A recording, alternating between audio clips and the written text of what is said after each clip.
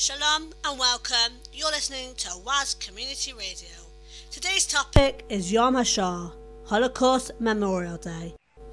The Holocaust, also referred to as the Shoah, was a genocide of some 6 million European Jews killed by Adolf Hitler's Nazi Germany and the Second World War collaborators of Nazi.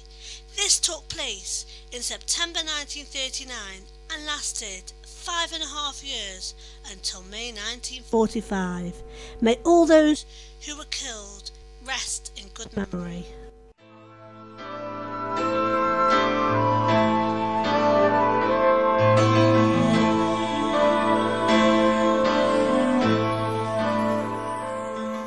I have brought along into the studio today Angela, who is on the Yom Hashoah committee.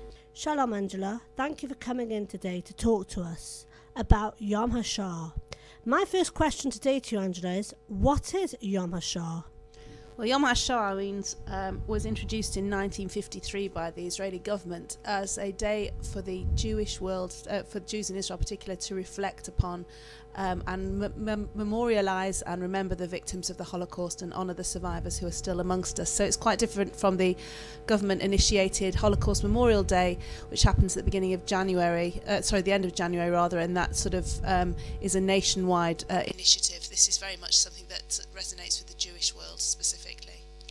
What is the date of Yom Hashoah? Well, it depends on the way it falls on the English calendar in sort of symmetry with the date on the Hebrew calendar. So in terms of the English calendar, it's usually around the middle to end of April. What has Yom Hashoah impact on you? What has the impact been on me? Well, I just think as we move further and further away from the events of the Holocaust, which was unique in the annals of human history for the industrialised murder of one whole people just for the sake of being Jewish. Jews weren't given an option to convert or to escape from government-sponsored annihilation. There's been nothing like it in the history of humanity, and that's why it's so important to remember the depths of man's inhumanity to man and to learn from this as well. And can you tell me, have you got any stories you can share with my listeners today about Yom Hashoah? Any stories from anybody you know personally from the Holocaust, or any stories from the Yom Hashoah date itself? Well, every year we try and find survivors who can give their personal testimony of what it was like, because many survivors have told me over the years that regardless of how the Holocaust has been portrayed in books, in factual documentaries, in films, famous films like Schindler's List, nothing remotely touches the barbaric reality of what went on. During the Second World War, the Holocaust was simply an industrialised machine to annihilate the Jews of Europe. And over the years I've spoken to many survivors who give that very personal testimony of what was involved, be it just, jumping out of the window of a hut when the Nazis were rounding up Jews in a particular area, or just having the good luck or good fortune or whatever it is to have been able to hide, to escape. I mean, very few stories like that. And overall, it's just a relentless story of man's capacity to be inhumane, as I said, and also the survival of the human spirit. There are people who were placed in situations of absolute degradation and horror.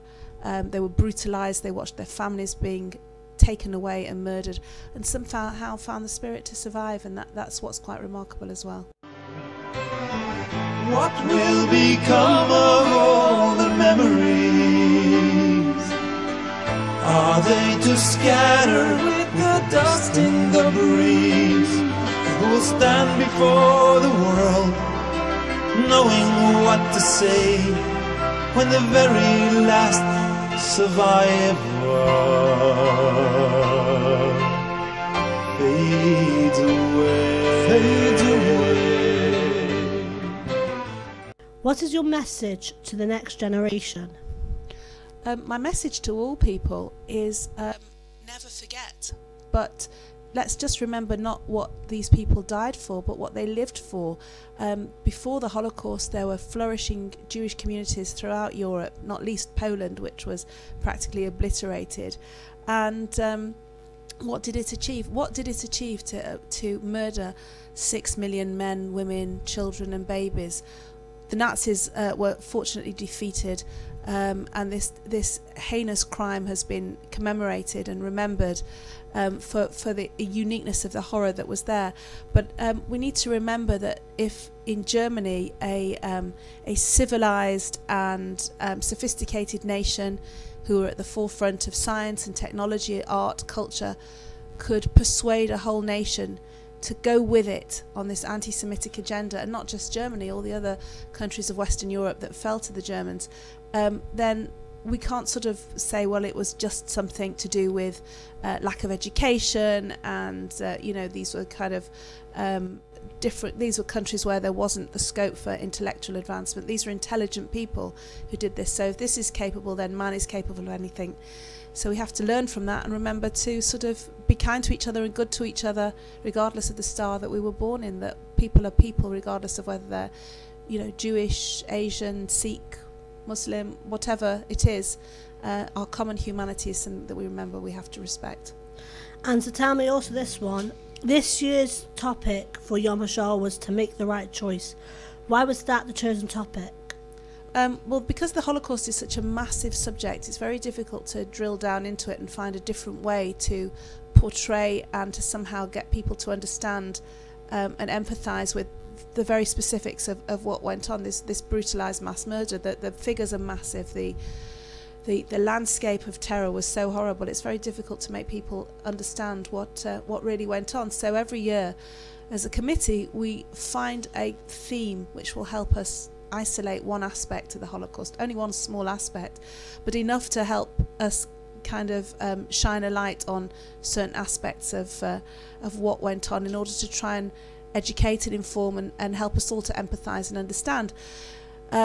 So a lot of people think that the Holocaust was simply an issue of black and white, of good versus evil, that people made a choice to either ally themselves with the Nazis, who clearly had the most barbaric and murderous mandate of anti-Semitism, or people were incredibly good. They hid people, they helped them, they did their best to try and help Jews escape, and there were people like that as well. But somewhere in between, there's the grey area where people were forced, because of the extraordinary times of the war, ordinary people were forced into extraordinary situations, and we wanted to look at those people as well, who found themselves never having thought of themselves as heroes or villains, but for one reason or another were placed in a situation where they were forced to make choices that no human being should ever have to make. Should they risk their own family in order to hide the Jewish neighbours they'd always grown up with? It would be just as understandable for them not to, because obviously you have to protect your family, as to do it because of their noble and heroic spirit. So those are very complex issues, and we thought it was a good way to look into the Holocaust and provide a different definition and understanding of the subject. And also because of, we want more and more young people to come, as our survivors very sadly dwindle amongst the community because they're getting so elderly now. We need to make sure that baton of remembrance is passed on to the next generation, so we have to find different ways to educate and inform. Tell me something, who is involved in the Memorial Day commemoration and in the whole Yom Hashoah event?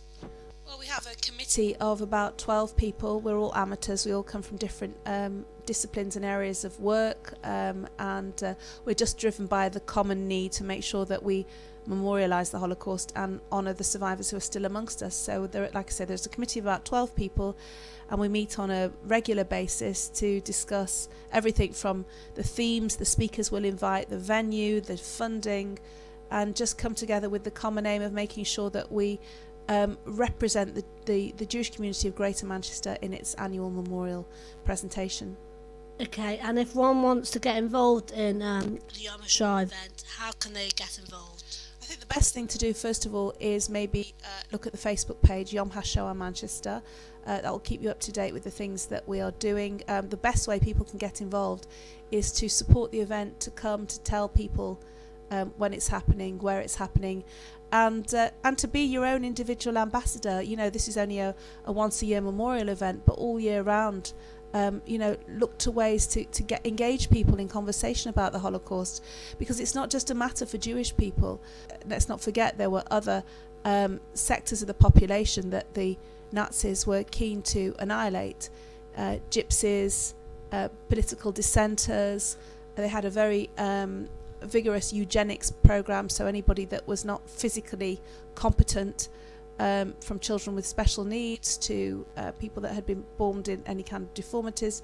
There were all sectors of the population that could have been mown down by the kind of murderous Nazi killing machine. So it's very important that all of us understand that educated, intelligent men and women initiated the Holocaust in the modern 20th century, and we have to carry that message with us and remind ourselves of the capacity of what man can do to his fellow man, and try and use that almost as a way to make sure that we engage, you know, on a religious level with other people, that we respect each other's religions and ethnicities, and that we're all different, but that hopefully we're brought together by our common humanity. Thank you so much, Angela, for coming in and talking to my listeners about Yom Hashoah. For I know that God in heaven won't forget.